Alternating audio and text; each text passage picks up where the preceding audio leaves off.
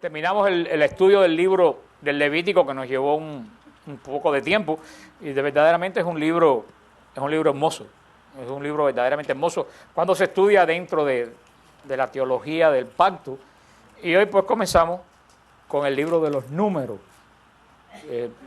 Vamos a ver el libro de los números. Le dije que vamos a ver algunas partes porque el libro de los números repite un poco el camino por el desierto. El autor del libro de los números, como todo el Pentateuco, la autoría aceptada de todo el Pentateuco es Moisés, de los 5 primeros libros. Por eso se llama la ley de Moisés, a pesar de que algunos, como aquí en Números, algunos capítulos van a narrar la muerte de Moisés, y uno dice, bueno, Moisés no puede narrar su propia muerte, pero lo que quiere decir que los discípulos que continuaron el libro lo hicieron en el espíritu de Moisés y con los recuerdos de Moisés. Por eso se le añade siempre la autoría a Moisés, porque aunque algunos capítulos él no lo escribió, siempre los escribas siguieron el espíritu del legislador de Moisés.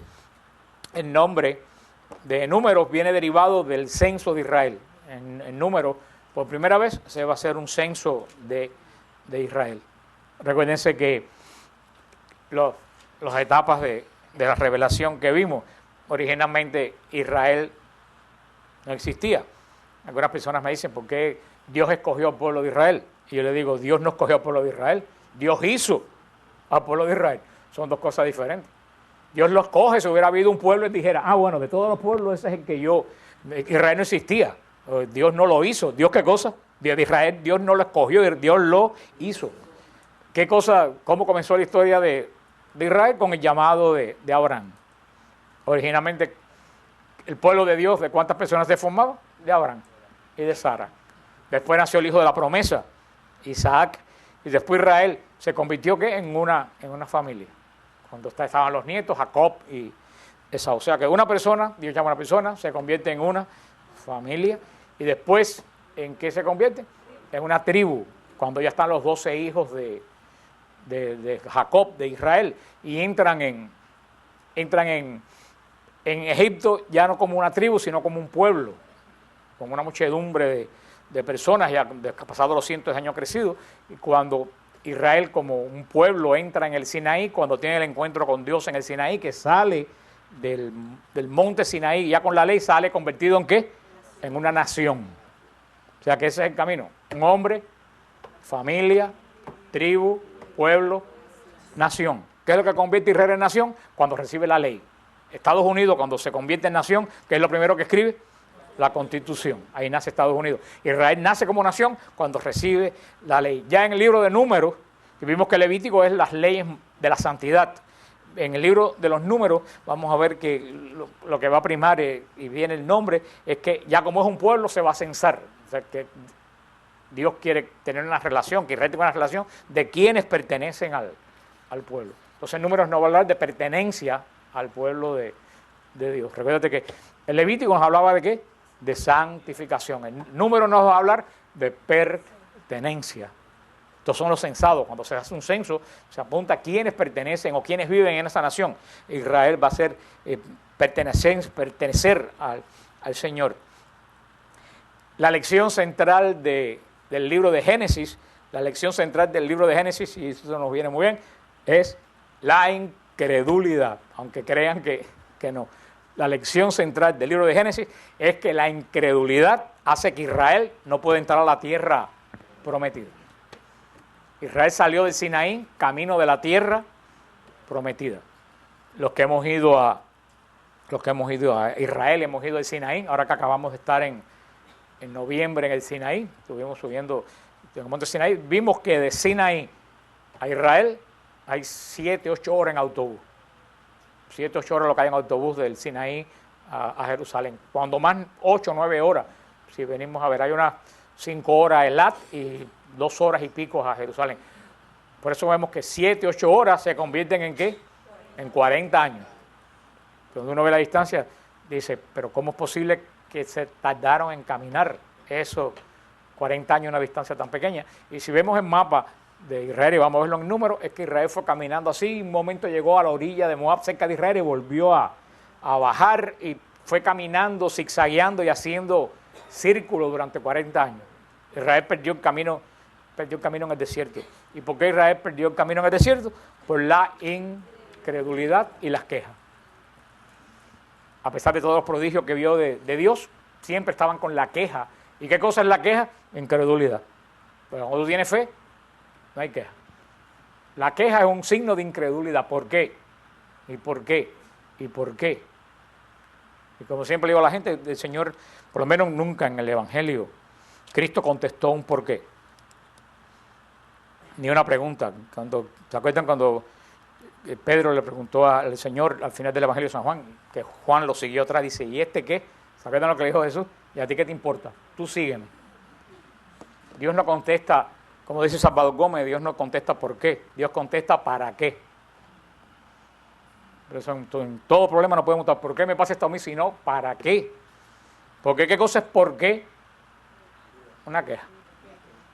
Y la queja surge de la incredulidad. Este libro, el libro de Números, se pronuncia en hebreo Bemidbar. Bemidbar. Se pronuncia en hebreo. ¿Y qué cosa quiere decir Bemidbar? En el desierto. Que así es como comienza. ¿Se acuerdan que todos los libros de la Biblia se llaman con la palabra? ¿Con qué comienza? Porque en Números 1 dice, el Señor habló a Moisés en el desierto. Pero como nosotros estamos leyendo en español, pero como en hebreo, el Señor habló a Moisés en el desierto, es al revés, la primera palabra es desierto. Por eso que Bemidbar quiere decir en el desierto. Es en el desierto donde pues, Israel va a peregrinar, donde Dios se va a manifestar al Israel. El nombre español del cuarto libro procede del latín liber numerorum. Liber no es contigo, se llama así el libro. Liber, tú eres con B alta o con B bajita. Pues así mismo se llama en latín. Liber numerorum. Liber quiere decir libro, así ya te enteras qué quiere decir tu nombre. Liber numerorum, libro de los números. Tomado a su vez de griego aritmo, que significa números. Números. El Señor habló a Moisés en el desierto, como nosotros llamamos números, es obvio que la palabra números, que lo tienen en latín y en español, tiene relación con ¿qué? Con el censo que se hace en Israel. Pero en hebreo, todas las expresiones sinaíticas del Sinaí que se van a decir se llama Bemidbar.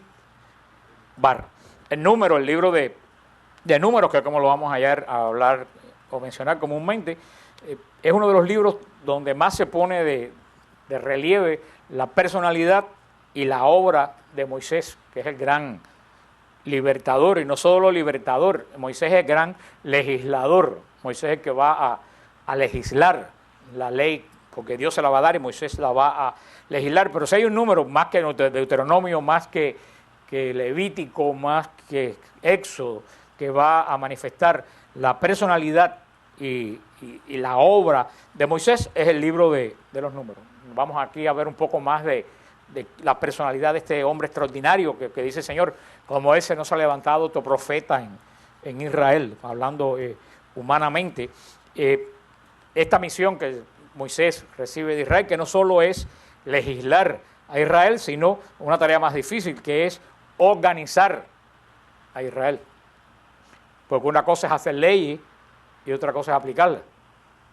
Son dos cosas totalmente. Cualquiera hace ley, pero cualquiera no aplica la ley, y más como un pueblo como Israel. Moisés no solo va a hacer la ley, a Moisés le va a tocar aplicar la ley en Israel. Y no solo le va a tocar aplicar la ley, sino que le va a tocar guiar a Israel, que va a ser más difícil todavía en un pueblo como dice el Señor, es un pueblo de dura cerviz. Nosotros no entendemos lo que quiere decir de dura cerviz, pero las personas de la época de ese campo saben que a los bueyes, para ponerle yugo, tienen que bajarle la cabeza contra el piso. Y el buey que tiene dura cerviz es el buey que no se le puede bajar la cabeza al piso, que no se deja bajar la cabeza. Y si no se deja bajar la cabeza, no le pueden poner el yugo. Y eso es lo que quiere decir un pueblo de dura cerviz. No se deja poner la palabra de Dios como amarre. ¿Por qué? Porque no quiere poner la cabeza en el piso. ¿Y qué cosa quiere decir poner la cabeza en el piso? humillarse ante Dios, adorar a... Acuérdense que Israel fue llamado de Egipto ¿a qué? A adorar. Adorar. Y todas las leyes del Levítico conducen a la adoración. Y Israel es de dura servicio. Como a lo mejor dobla la rodilla, pero no dobla el corazón. Por eso es que Dios decía, este pueblo me honra con la boca, no con el corazón. Entonces le digo a ustedes que doblar la rodilla, no es como los protestantes creen, no es un signo de adoración. Es mover el corazón. Yo puedo doblar la rodilla y no estar adorando a nadie, puedo estar pensando en la playa. O sea que la adoración no es un gesto externo, sino, se lo he dicho, es un movimiento interno del espíritu. Israel adoraba externamente, pero no adoraba internamente. Vamos a ver en el libro de Números cómo Moisés, que es el centro del libro, cómo Moisés actuó casi siempre con total fidelidad a Dios. Moisés fue un hombre de una fidelidad tremenda a Dios. Vamos a ver menos en un capítulo que dudó y eso le costó la entrada a la tierra prometida. Porque a Moisés una sola duda le costó la entrada a la tierra prometida. Jesús lo dice más adelante, porque a quien mucho se le ha dado, mucho se le va a pedir. A Moisés se le dio mucho, y como mucho se le dio a Moisés, mucho se le pide a Moisés. Y lo que hubiera pasado por una falta de Israel, en Moisés no fue pasado como falta. Y vamos a ver más adelante en el libro de Números por qué Moisés no entró a la tierra prometida. La vio, pero no entró. En las montañas de Moab, nosotros tampoco nunca hemos podido entrar a la tierra prometida porque Jordania está carísimo. Así que andamos todavía como Moisés, porque hemos tratado de ir, pero Jordania, parece que no, pero Jordania es extremadamente cara. Tan cara que yo el año pasado puse Jordania en el viaje y la tuve que quitar y quedarnos con Petra. Íbamos a ir al lugar donde Moisés vio la tierra prometida, que son las montañas, los que han ido conmigo a Israel, las montañas que están del lado allá del Mar Muerto, que se ven reflejadas en el Mar Muerto. Esas son las montañas de Moab, sobre todo para la parte de Jericó. De arriba de esa montaña fue donde Moisés vio por primera vez la tierra prometida, que lo que Moisés vio de la tierra prometida fue Jericó. Que para nosotros Jericó son 4 matas llenas de polvo, con un oasis, pero para Israel, que 40 años por el desierto, había 2 generaciones de Israel que nunca había visto una planta, ni una hoja verde. Nacieron viendo la piedra. O sea, para ellos ver lo que para nosotros son 4 hojas polvorientas, para ellos fue una experiencia totalmente nueva. Yo todavía estaba viendo en un documental en Israel de una familia palestina que llevaron a Israel para hacer el traspaso de médula ósea de una parienta que vivía en la parte palestina. Al niño la llevaron a la Universidad de Jerusalén y la muchacha que dio la médula ósea nunca se había parado encima del césped, nunca se había parado en su vida, nunca había pisado hierba, porque la parte donde ella vive de Belén, la parte palestina, es muy árida y ella estaba asombrada pisando la hierba. Imagínense Israel 40 años en el desierto, le va a tocar y a Moisés le toca esa responsabilidad, que Moisés muchas veces se sintió abrumado entre la fidelidad a Dios y la irresponsabilidad de Israel, la incomprensión de la gente que rodeaban a Moisés. No fue comprendido por nadie en Israel, inclusive sus mismos hermanos Aarón y María lo criticaron abiertamente a Moisés. Y Moisés, a pesar de todas las críticas, nunca se desenfocó de la misión que él tenía. La misión que tenía Moisés, ¿cuál era? Introducir a Israel a la tierra de la promesa. Y a eso él no logró que ninguna crítica lo desenfocara de eso. Se recuerdan que hace mucho tiempo que lo vengo diciendo, que nosotros hoy en día en el siglo XX tenemos que ponernos como los caballos una cosa esa, ¿cómo se llama? Orejera, ¿no? ¿Se acuerdan lo que le ponen en los países de nosotros los caballos, que son 2 cosas aquí? ¿Para qué le ponen eso? Para que no mire para los lados. ¿Y por qué no puede mirar para los lados? Para que no se desenfoque del camino. Los cristianos, los católicos hoy tenemos que ponernos par de orejeras, porque hay montones de cosas en la televisión, en la radio, en los libros, en la familia, en el trabajo, que lo que quieren es desenfocarte de la misión que tú tienes, que era la tierra prometida. Y uno oyendo el escándalo de este cura, lo que dijo fulanita o aquel que se fue, el otro, ¿tú sabes lo que hacemos? Todos esos chismes que salen, que si fulanito dijo, que si el otro sacó un libro, ¿tú sabes lo que nosotros hacemos? Desenfocarnos de lo que tenemos que hacer. Por eso, mire, hay que ponerse esto. A mí, el escándalo es fulano, el libro mengano, a mí no me importa. Yo estoy enfocado en lo que el Señor me mandó. Ni me interesa saber, ni me interesa enterarme. Como cuando continuamente me escriben con todos esos chismes, que si fulano, que si Alberto Gutiérrez, yo le digo, mire hermano, deja que los muertos entierren a sus muertos. ¿Para qué seguir sacando ese muerto que apesta? No vamos a desenfocarnos. Esa frase de Jesús es tremenda, deja que los muertos entierren a sus muertos. Los que se han muerto espiritualmente, que se entierren ellos mismos, olvídate de eso, ¿a ti qué te importa? Tú enfócate en la misión, porque hoy en día el demonio lo que quiere, tal como a Moisés, es despójate hasta de las críticas lo que hacen es desenfocarnos. Cuando viene, ay, que fulanito dijo de ti, que el otro dijo que tú, olvídate de lo que fulano dijo, no te desenfoques. Si yo voy a hacer caso de lo que la gente dice de mí, yo nunca hubiera dado clase de Biblia, desde el principio. Lo que pasa es que a mí me resbala, yo no me desenfoco de lo que el Señor me ha mandado. En el libro de los Números hay un contraste tremendo entre la figura de Moisés y la conducta de Israel. Israel en el libro de los Números presentado bastante negativamente. Ciertamente de Egipto, y eso se tiene la certeza, de Egipto no solo salieron israelitas, junto con los israelitas se colaron otra gente de otras nacionalidades que se aprovecharon del indulto de Faraón. Pero todo el que vivía en Israel, fuera forastero, fuera esclavo, fuera libre, estaba obligado a la ley de Moisés, que acabamos sobre todo de ver en el libro, en el del Éxodo, de Levítico, vamos a ver en Deuteronomio, cuando veamos de Deuteronomio. Este camino del desierto fue un camino de agobio, fue un camino de caminar agobiado, porque cada vez la meta les parecía más lejos. Son 40 años. Cada vez caminaban y la meta no la veían. Y mientras menos veían la meta, ¿qué le pasaba? Más se quejaban. Y mientras más se quejaban, más se alejaba la meta y más se perdían. Era un círculo. Por eso hasta que el último de los que salió de Egipto no se murió, no entraron a la tierra prometida. Hubo una generación que se dañó y que el Señor dijo, esa generación no va a entrar a la tierra de la promesa. Solamente 2 personas que nacieron en Egipto entraron a la tierra de la promesa, que fue Josué y Caleb. Josué y Caleb. Los demás todos murieron en el desierto. Fue una generación, hasta Moisés murió a la vista de la tierra prometida, una generación, varias generaciones que se perdieron, y vamos a ver por qué Josué y Caleb, vamos a ver más adelante cómo Josué y Caleb pudieron entrar a la tierra prometida. El libro de Números, a pesar de que tiene diferentes geografías y eso, tiene una unidad tremenda en su composición. Por eso vamos a ver, por eso dije que hay cosas que no lo vamos a leer, que el libro de los Números tiene una línea histórica con el libro del Éxodo. Podemos decir que el libro de los Números es la continuación del libro del Éxodo. Hemos hecho un paréntesis con Levítico, pero Números tiene una línea tremenda con el Sinaí. O sea, Números parte del Sinaí hasta la entrada cruzando el Jordán a la tierra de la promesa.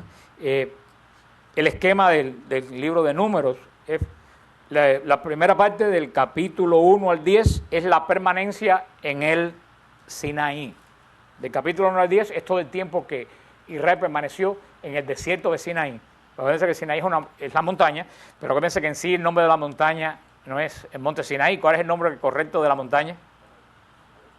El monte Horeb. El monte Horeb es el nombre original de la montaña. Hoy en día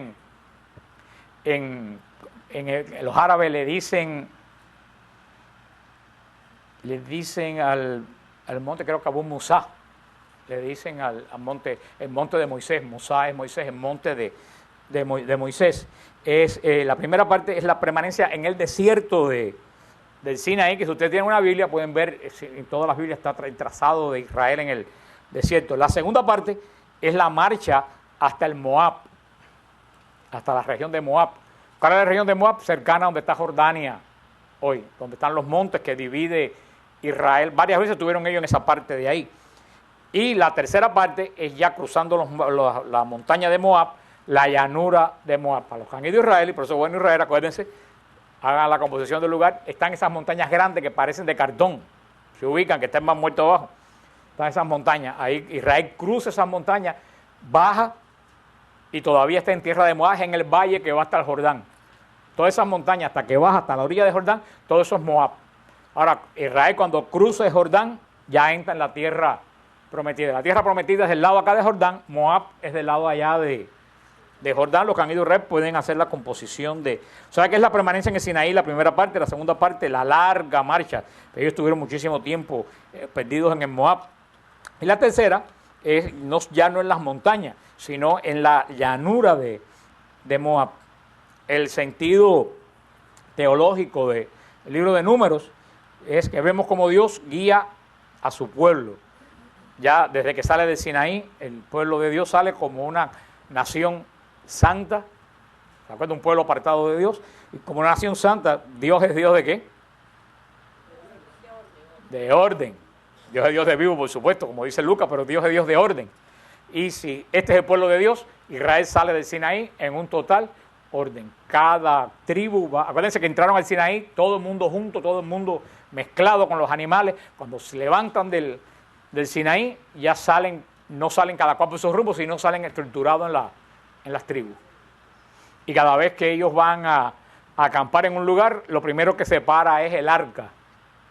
Y cuando el arca se para, las tribus se ponen a los cuatro lados, tres, las 12 tribus se forman en perfecto orden.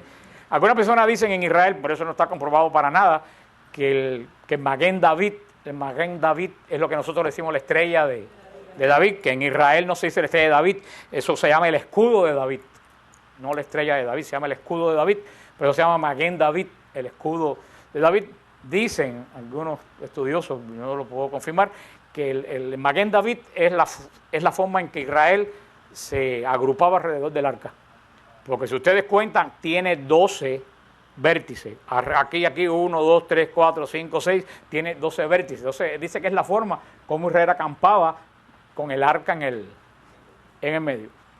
Porque fueron al Sinaí el año pasado, cuando ustedes estaban, si el camello y el dolor de fondillo les dejó oportunidad de mirar el paisaje, porque es verdad que ese camello, el cabello mío tenía 7 espíritus agitándolo continuamente, y de los peores que he visto yo en mi vida. Pero si ustedes se recuerdan, cuando estábamos bajando del Sinaí, si componen el lugar, es como esa quebrada entre las dos montañas. Se acuerdan, cuando uno está bajando, ve atrás el monasterio de Santa Catalina, pero atrás del monasterio de Santa Catalina se ve una extensión grandísima de arena que no tiene montaña ni lisa. Ahí es donde estaba acampado Israel. Es la única superficie lisa donde Israel podía acampar. Y de esa explanada que se ve del lado allá del monte Sinaí, totalmente lisa, es de donde Israel arranca en esta peregrinación, en una peregrinación estructurada, en una peregrinación de orden, y sobre todo con la presencia de Dios en el medio del pueblo.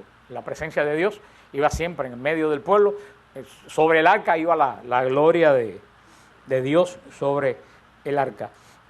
Durante todo el desierto va a haber experiencias de pruebas, infidelidades, purificación a través de los sacrificios. El pueblo seguirá renovando por el camino. Cuando entra a la tierra prometida, el pueblo va a ser un pueblo renovado, va a ser un pueblo nuevo. En definitiva, el libro de Números es un libro de recuerdos que dan sentido a la peregrinación del pueblo de Dios en la historia. Podemos decir que el libro de Números es un recuento ¿de qué? De recuerdos. Un recuento de recuerdos que le da a Israel su identidad. ¿Qué pasó? ¿Qué hizo Dios con nosotros? A nosotros en la fe de la iglesia, Israel antes de llegar a la promesa, ¿dónde estuvo?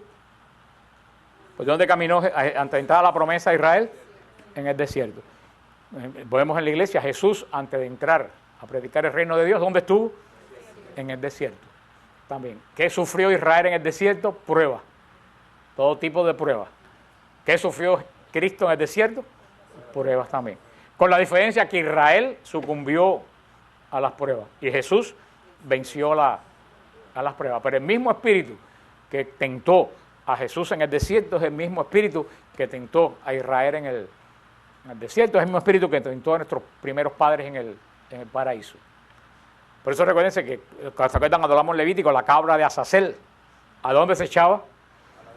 Al desierto. Porque para los judíos a pesar que el desierto es un lugar donde Dios se encuentra con su pueblo, también es un lugar de muerte, donde mora el demonio, es donde no hay nada, donde no hay vida, donde no hay absolutamente nada. Jesús estuvo en el desierto y fue tentado y salió victorioso. En Cristo se encuentra plenamente lo que solo se prefigura en número. Vamos a Cristo, la realidad de lo que se prefigura en número que vamos a ver, agua viva. Se prefigura en número, en la peña del Horeb, que ya la vimos en el Éxodo. ¿Se recuerdan lo que decían los rabinos? Que en la peña del Horeb seguía Israel. No se recuerdan, yo se lo expliqué, que no está en la Biblia, pero los rabinos dicen que donde quiera que Israel acampaba, ahí estaba la peña del Horeb echando agua. Por eso San Pablo dice en hebreo, esa es la peña que siguió nuestros padres. Y eso es lo que dice la canción, en la peña del Horeb es la peña que siempre está brotando, porque ¿qué le sirve a Israel que el Horeb estuviera brotando agua siempre cuando estaban a 100 kilómetros de la peña? Decían los rabinos que esa peña siempre se encontraba donde estaba Israel. Por eso en el desierto era prefigura el agua. Jesucristo va a ser agua viva. Que en el desierto, en Números, que también nos va a hablar, el pan que bajó del cielo. Por eso que Jesús le va a decir en Juan 6, a los judíos, los padres de ustedes comieron pan bajado del cielo y todos se murieron. Porque era pan. El que come de este pan vivirá para siempre. Es la gran diferencia que dijo Jesús. Se prefigura agua viva, pan del cielo. En el libro del Número se prefigura camino. Esa es la vida de Israel en el desierto. ¿Qué cosa fue? Caminar. Y caminar. La vida del cristiano también es caminar. Por eso Jesús dijo bien claro: que quiera seguirme, cargue su cruz y siga, camina, sígueme. Carga tu cruz. Tú no te puedes quedar con la cruz arriba parado lamentándote. El que se queda parado con la cruz arriba, la cruz lo hunde. Sobre todo en la arena, el que se queda con un peso encima se hunde. Por eso Cristo dijo: no importa la cruz que tenga, cárgala y ¿qué cosa? Camina. Esa es la vida del cristiano, caminar. Posible que te pierdas. Israel se perdió. ¿Se perdió o no se perdió? Pero por caminar, llegó. Si Israel no camina, ¿qué pasa? No llega, se muere. Eso decía una vez en casa unas monjas, allá en mi tierra, había un letrero que decía: pobre de los que se quedan en la orilla, nunca llegan.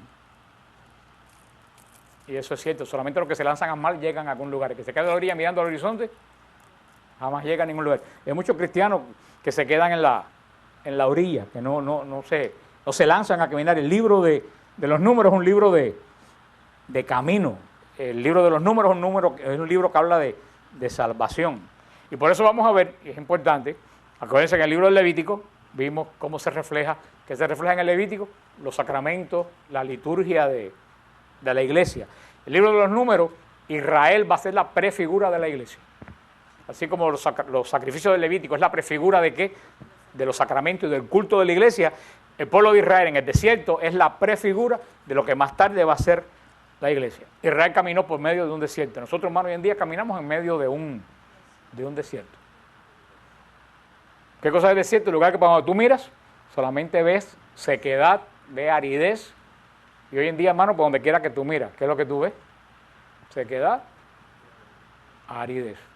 Mira la televisión, mira los mismos jóvenes, muchachos, las nuevas generaciones, es una generación árida, una generación seca.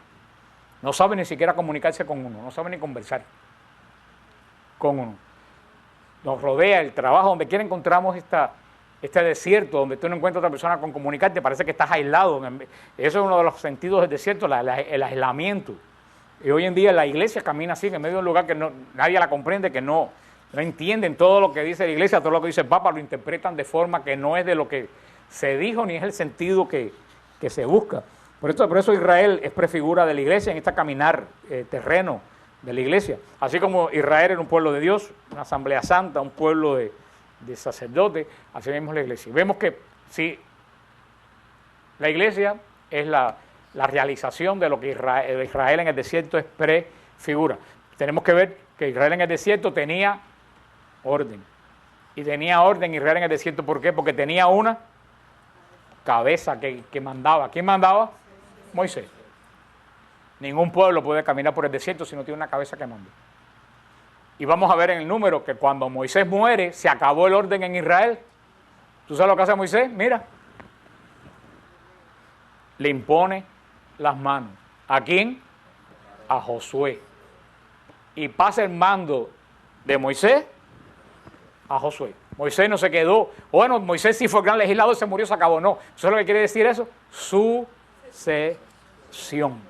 Sucesión. Dios no hace la cosa para un momento histórico. Cuando Dios hace una cosa, lo hace para siempre. Para que en Israel haya orden, después de Moisés tenía que venir Josué. Porque si no, Israel se pierde. Y así es la iglesia tiene una cabeza visible, que es el Papa, y por eso tiene sucesión por imposición de manos, tal como Moisés hizo con Josué. La primera imposición de sucesión, vamos a ver cuando al final, cuando Moisés le impone las manos a Josué, le traspasa la orden que recibió en el Sinaí, tal como en la iglesia los obispos de Roma se traspasan uno a otro por la imposición de manos, la orden que el Señor le dio a Pedro de atar y desatar. Vemos cómo es la misma prefigura. Israel no hubiera subsistido si hubieran andado a cada tribu separada por el desierto sin cabeza y sin orden. Y así pasa con hoy en día tantas iglesias que andan sin cabeza y sin orden, o que tienen demasiadas cabezas. Por eso vemos que esas iglesias aparecen hoy y mañana se desaparecieron y nadie sabe dónde fue No hace mucho, hace como unos meses, aquí entraron unos muchachos que yo desde que vi supe que eran protestantes porque yo los vuelo. Y llegaron así, estaban agrupados mirando a la Virgen y se veía que estaban asombrados. Y yo le dije, hermano, que los puedo ayudar. Y dice, ¿y la iglesia que estaba aquí? Porque aquí hay una iglesia pentecostal, aquí mismo. Sí, antes había una iglesia pentecostal. Y le dije, pues yo no sé dónde fue a parar la iglesia que estaba aquí, pero si te quedas en esta, tú siempre vas a saber dónde está porque esta no se desaparece. Y eso es así. Esta iglesia nadie sabe dónde fue a parar. Creo que se fajaron los dos pastores por cuestiones de dinero y si la iglesia se desapareció. Sin embargo, la iglesia católica nunca se va a... Yo estaba el otro día en el Publix comprando y había un señor hablando por teléfono a gritos y parece que no lo oyen y decía, no, porque yo moví mi iglesia de Nueva York para Miami hace 11 años. Fíjate, yo moví Yo dije, Señor, gracias que yo no estoy en mi iglesia, que yo estoy en la iglesia tuya. Que no se mueve de un lado para otro cuando se mueve Porque él hablaba así, no, yo moví mi iglesia. Entonces, él está hablando con propiedad. Esa no es la iglesia de Cristo, esa es su iglesia fundada sobre él. A donde él se va es como la peña del Oreb. A donde él se va a la iglesia con él. Pero a todo grito, yo me llevé mi iglesia para Miami hace 11 años y la tengo aquí. Yo dije, ojalá que muchos entendieran lo que ese hombre está diciendo. Mi iglesia. La iglesia de nosotros no se la lleva ningún hombre porque está fundada por Jesucristo. Eso más o menos es lo que nos va a hablar el libro de Números. El libro de Números va a terminar ya con el traspaso de mando a Josué y después el libro de Josué está el Deuteronomio por medio, pero después el libro de Josué podemos decir que es una continuación del libro de Números. Si usted quiere leer la historia de Israel en sucesión, tiene que leer Éxodo, Números y Josué. Es para, pues, si quieren tener la línea histórica de lo que va a suceder históricamente, que en el medio está Levítico, en el medio está Deuteronomio. Ya terminando, los tres grandes actores de aquí del Génesis. El primer actor del número, el primer actor del número es el Señor. El Señor es el primer actor del libro del Número. El Señor que con su palabra domina toda la historia de Israel de Génesis. Porque fíjate cómo comienza el libro. El Señor habló a Moisés. Ese va a ser el corazón de Génesis. Todo el corazón del Número va a ser Dios hablando a Moisés. Dios va a ser el primer actor que domina con su palabra desde la primera línea de la obra. Es un diálogo entre Dios y Moisés, como le va a decir en Números 15. De esta manera recordaréis los mandamientos del Señor, los pondréis en práctica y estaréis consagrados a tu Dios. Yo soy el Señor, tu Dios. A través del arca, que también va a estar en presente, pero el arca va a estar totalmente unida a la presencia de Dios. Israel nunca va a estar solo ni abandonado. Siempre en el medio de Israel va a caminar el arca con la nube.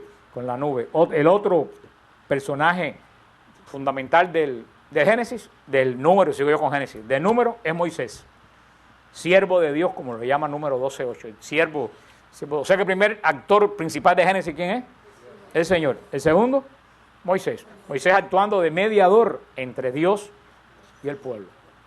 Moisés apasionadamente fiel al Señor, pero totalmente ligado a su pueblo. Si tú ves, claro, no como Cristo, pero podemos ver Moisés también en cierta forma espiritual de naturaleza. Una ligada totalmente a Dios, pero otra ligada totalmente a su pueblo. ¿Cómo va a ser plenitud en quién? En Cristo. Todo divino unido a Dios y todo humano unido a nosotros. Por eso dijimos desde el principio que Moisés es una de las grandes prefiguras de Cristo en el Antiguo Testamento. La presencia de Moisés a menudo que lo discute un Israel obstinado y rebelde, pero Moisés en el número es el gran intercesor. Vamos a ver a través de todo el número la gran intercesión de Moisés entre Dios y Israel. Como vamos a ver como en el famoso episodio de las aguas de Meribá, cuando Moisés y Aarón le dice el Señor, por no haber creído en mí, manifestado mi santidad delante de los israelitas, no llevarás este pueblo hasta la tierra que yo te doy. Y esas palabras van a ser tremendas, vamos a verlo en el versículo 20. Por no haber creído en mí, por no haber manifestado mi santidad. Porque eso es lo que tenemos que hacer. Yo estaba viendo en un programa en Madre Angélica, en la parte en inglés, que este muchacho decía, si tú quieres ver el Evangelio, mírate en un espejo. Porque tú eres el Evangelio que tú eres el único Evangelio que mucha gente va a ver. Y eso es lo que debe ser cada cristiano, debe ser verdaderamente un Evangelio. La persona que te ve a ti, debe ver en ti el Evangelio. Como debía haber visto la santidad de Dios en el mismísimo Moisés. Estos dos grandes líderes de Israel, Aarón y Moisés, ¿cuánta culpa tuvieron Aarón y Moisés en todo esto que pasó en Israel?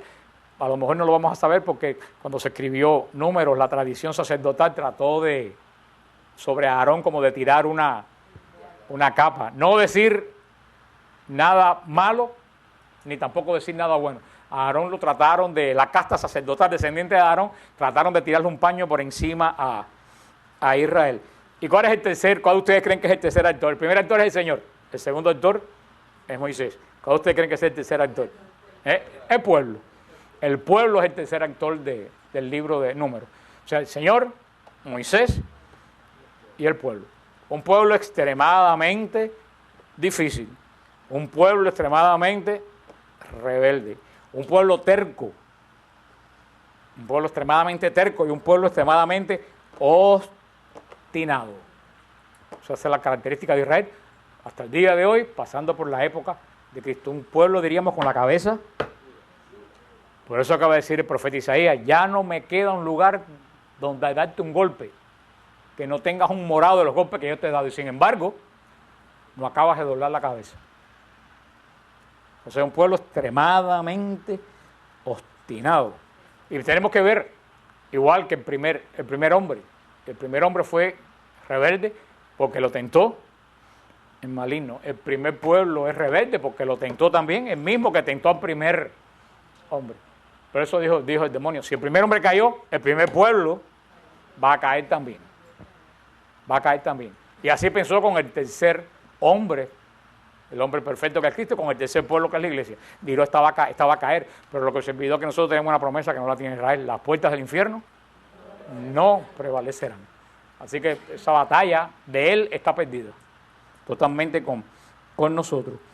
Israel, que va a ser cuidadosamente identificado como pueblo. ¿Cómo va a ser Israel cuidadosamente identificado como pueblo? A través del censo. Eso va a ser el censo. El censo va a ser la identificación total de quienes pertenecen y quienes no pertenecen al pueblo de Israel. Y a través, todo el tiempo del desierto se convierte en el ejemplo de toda la vida histórica y religiosa de Israel. Va a ser, siempre Israel va a estar haciendo, si ustedes ven los profetas, siempre Israel va a estar haciendo memoria de ¿qué? Del desierto. Los 40 años en el desierto.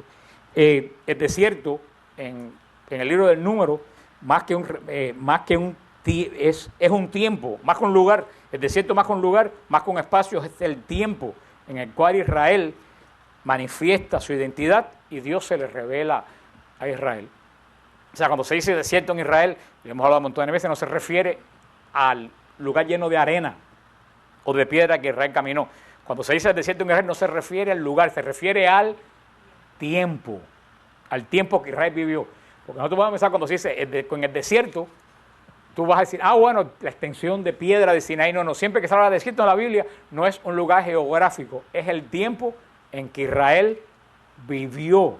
Israel vivió qué cosa, cómo Dios le fue revelando su palabra y cómo la identidad nacional de Israel se fue forjando. En 40 años hay tiempo de sobra para que una identidad nacional se forje. Recuerden que Israel no era una nación, Israel era una tribu, era un grupo de gente. Durante estos 40 años, con un orden, con un jefe, Israel va adquiriendo características, identidad de nación. Israel va cogiendo identidad de nación a través de ¿qué? A través de la revelación de la palabra de Dios. La palabra de Dios es quien le va a dar esa coherencia de nación a Israel, como la palabra de Dios es quien le va a dar coherencia a la iglesia como pueblo de Dios. Por eso que no podemos ni la liturgia ni la palabra de Dios se puede interpretar ni cambiar cada cual a su gusto, porque tú sabes qué es lo que perdemos, coherencia. La unidad de la interpretación de la palabra, la unidad del culto es lo que mantuvo a Israel. Un solo culto, no cada cual daba un culto diferente, un solo culto, una sola interpretación de la ley de Moisés que guió Moisés por el desierto. Eso es lo que le dio identidad y eso es lo que en la iglesia en los últimos años ha pasado, que mucha gente ha tratado cada cual de interpretar la palabra como le da la gana, o lo que es peor, hacer la liturgia como mejor le conviene. Y eso es lo que ha hecho que la iglesia pierda ¿qué cosa? Coherencia del pueblo de Dios. Y gracias a Dios que el Señor frenó esto primero con Juan Pablo II y ahora con Benedicto XVI le metió el pedal hasta hierro de que se acabó el relajo. Aquí cada cual no puede hacer lo que le da la gana. O te acoplas al ritmo de la coherencia de la iglesia o te vas. Punto. No hay. Y ojalá que el Papa que venga después de Benedicto XVI sea todavía batuta y constitución, como decían en mi pueblo. Toda esta revelación de Dios en Israel que lo convierte en pueblo es lo que va a hablarnos todo el libro del Número. También van a haber leyes, vamos a ver leyes como vimos en el libro de Levítico, normas como el nacirato, los que se consagraban a Dios en Israel. Vamos a ver Levítico 6, como los que se consagraban a Dios particularmente no se cortaban el pelo, no tocaban mujer, no tomaban vino. Que nazireo no quiere decir nazareno, son dos cosas totalmente diferentes. Por eso Cristo no era nazireo. Algunos dicen que Cristo era nazireo. Cristo no era nazireo, porque Cristo tomaba vino y la mujer le lavó los pies, lo tocó. Los nazireos no se podían tocar. ¿Quién ustedes creen que era nazireo?